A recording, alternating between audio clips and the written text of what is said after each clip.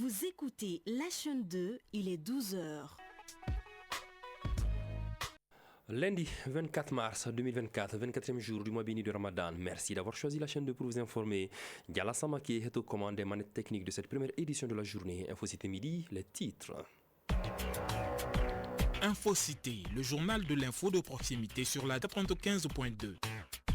Présentation, Cheikh Fantamadi Ndiaye. Organisation d'une table ronde dans le but de sensibiliser la population sur le thème de l'accès à la justice des survivantes de violences conjugales.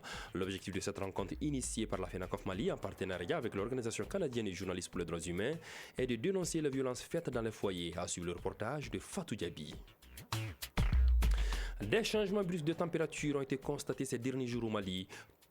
Tout, rhume et céphalée, ce changement occasionne des problèmes de santé chez la population. Notre doctoresse maison Kounoni Bamani est allée à la rencontre des spécialistes pour plus de détails.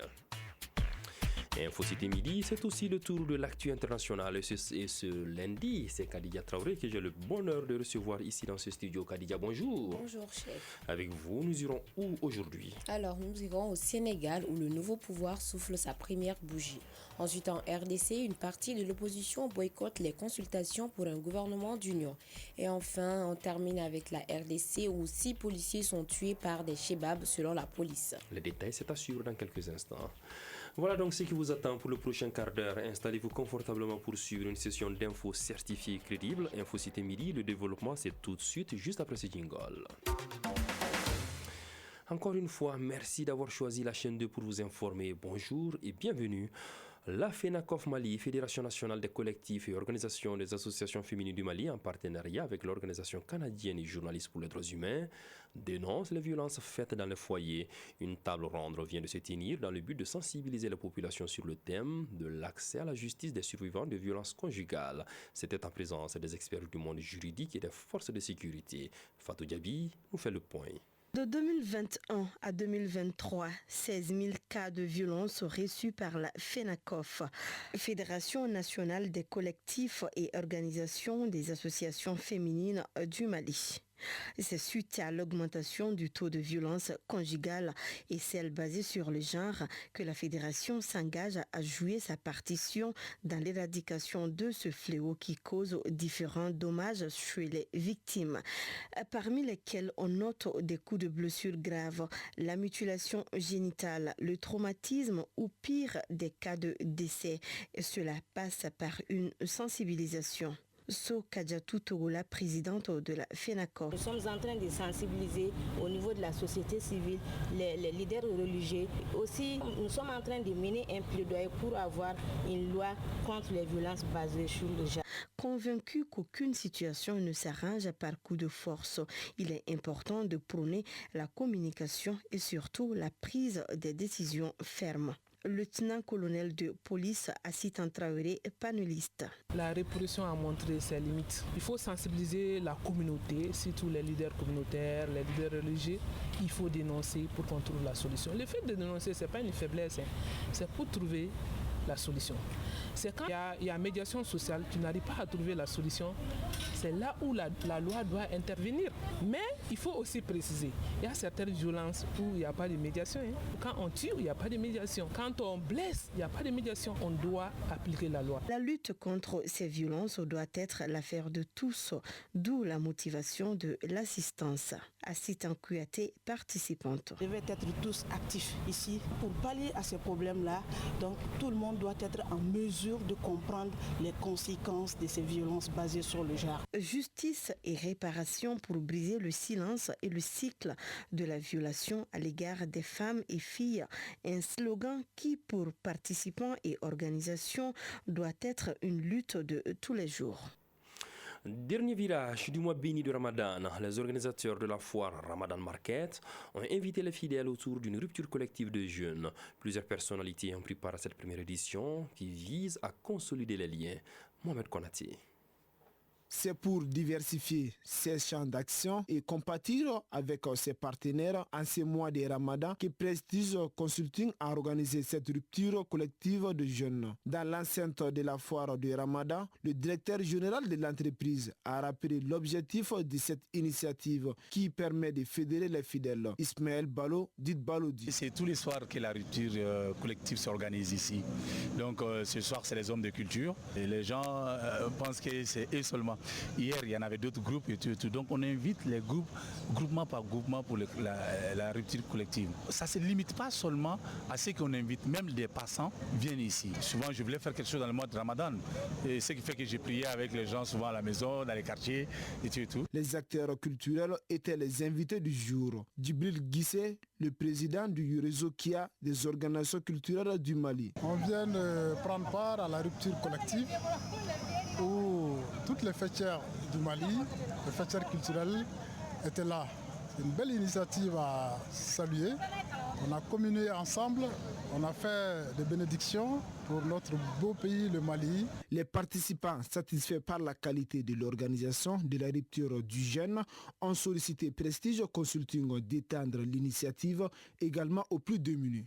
Kassim Soumano, comédien. De faire profiter les couches un peu diminuées pour montrer aussi à nos compatriotes que nous, on n'est pas là seulement pour faire rire, pour chanter, pour faire ceci, mais aussi on contribue non seulement à la construction du pays, mais aussi à la cohésion sociale. Diallo Djeneba Dansogo, artiste. Cette initiative-là, c'est magnifique parce qu'en général, on voit ça dans les pays voisins. Le responsable de Prestige Consulting a invité aussi les autres bienfaiteurs à se joindre à eux pour toucher le maximum de fidèles.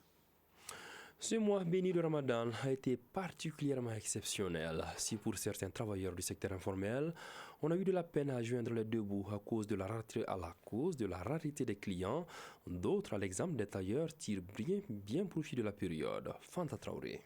Frappé par une forte chaleur, en ce mois de Ramadan, il y a de ces métiers qui ne sont pas faciles à exercer lorsqu'on observe le jeûne. C'est le cas de ceux qui évoluent dans le secteur informel, à savoir les réparateurs, les vendeurs, les tailleurs, entre autres. Ali Ouberté, un réparateur de la place, nous explique sa situation. On commence le travail le matin et on descend à 22h parce que pendant le mois de Ramadan, ce n'est pas facile, surtout après l'apparition du soleil. On a du mal à travailler sur cette forte chaleur, donc on a moins de clients. Tout comme Ali Ouberté, Batraoré, vendeur de café, est confronté à la rareté des clients durant ce mois d'abstinence. Durant les mois de Ramadan, on fait moins de ventes car les gens jeûnent, mais on est obligé de sortir pour aller travailler car étant un chef de famille, c'est difficile de rester à la maison. Les tailleurs sont très convoités à cause de la fête qui s'annonce. Et durant la période de Ramadan, ils changent d'horaire de travail. Ismaël Sidibé, tailleur. Chez nous, les tailleurs, il y a des changements car avec le jeûne, on se lève tôt aux environs de 4 heures pour observer le jeûne. Et lorsqu'on termine, on se couche et souvent on se lève très tard. Donc on commence le travail un peu tard dans la journée. Même dans la journée, on travaille moins car avec le jeûne, on a peu de force. Et c'est la nuit qu'on fait plus de travail. On a aussi beaucoup de clients pendant le Sidiki Diara, un caméraman, affirme que le mois de Ramadan est un vrai calvaire pour eux car ils font tout un mois sans être invités à des cérémonies de mariage, de baptême. Dans ces mois de Ramadan, réellement, nous sommes confrontés vraiment à des difficultés à notre activité parce que notre activité est liée à des cérémonies. Ça peut être des mariages, des baptêmes, des anniversaires et autres. Mais actuellement, nous sommes dans ces mois de Ramadan. Ces activités-là sont suspendues pour le moment. C'est la raison pour laquelle actuellement, on peut dire que nous sommes en congé. Il y a une différence dans le travail pendant le mois de Ramadan et celui d'après le Ramadan. Mais chacun s'organise de son côté pour concilier le jeûne et le travail. À présent, le tour d'horizon de l'actualité internationale. Khadija Traoré est là pour le commentaire de cette actualité. Khadija, bonjour. Rebonjour, chef. Toujours aux couleurs du mois béni de Ramadan. Fouloir toujours sur la tête, c'est bien. C'est bien ça.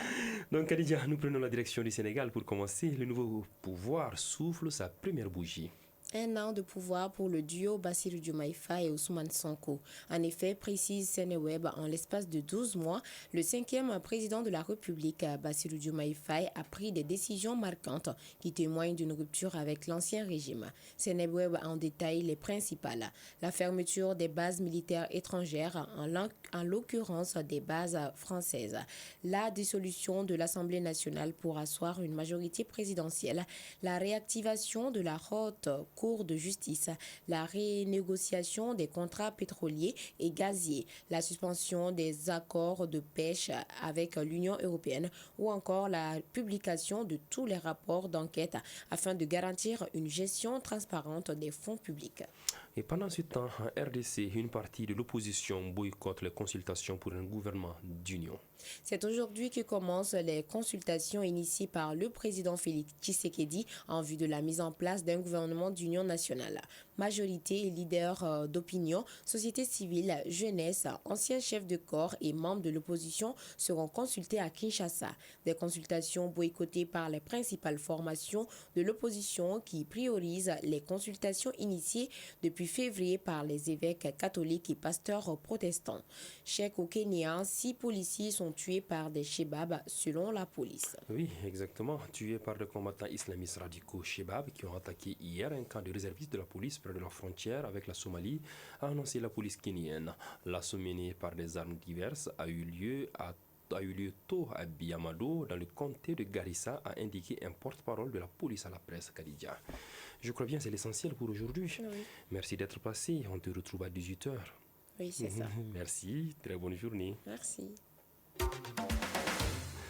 Depuis quelque temps, notre pays fait face à des changements brusques de température, un changement qui occasionne le plus souvent des problèmes de santé chez la population.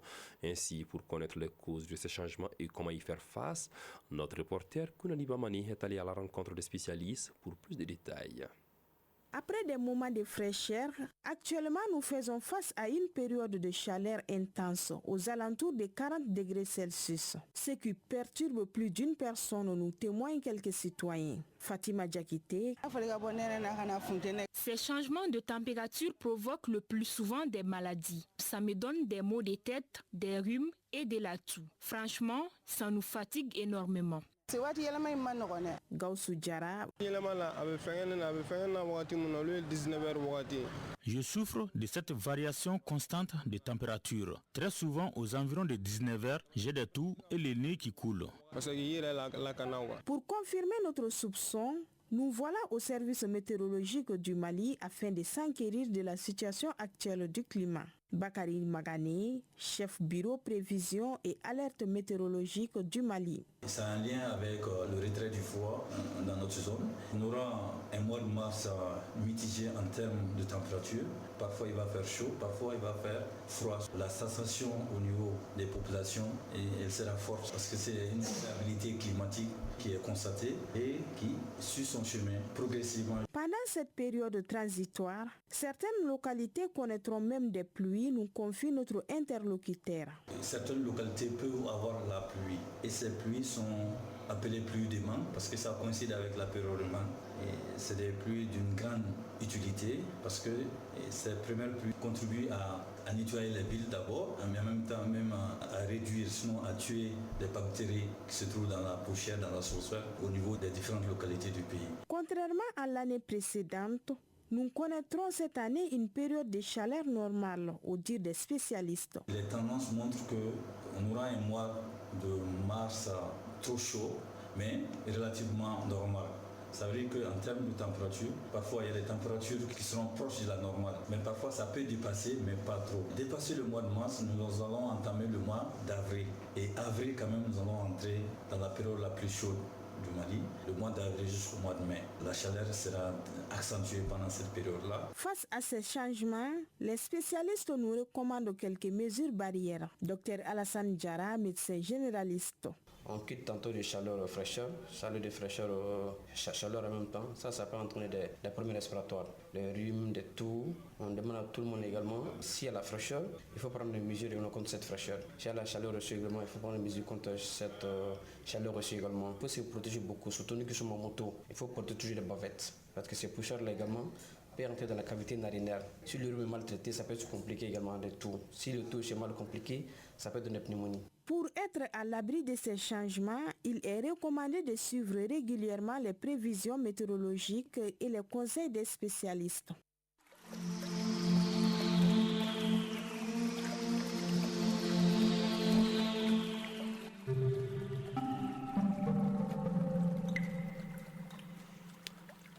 Voilà, à la suite de Kounandi, on va noter que la chaleur continue sur Bamako et environ ce lundi 24 mars.